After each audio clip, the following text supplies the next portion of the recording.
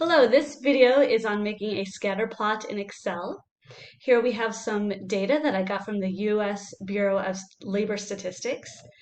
This shows the unemployment rate in Arizona for various months for the years 2010 to 2020. And you can see for 2020 we have only data up through July. The data in August is not finished, and the September and through December data has not occurred yet.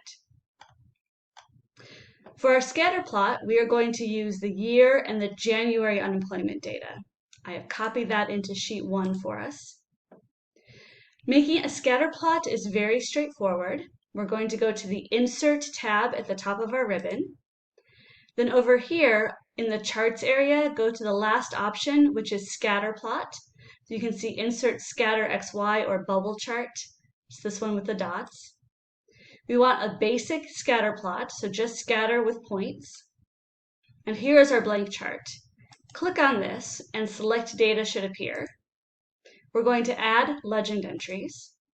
For series name, we can put the title of the data, January unemployment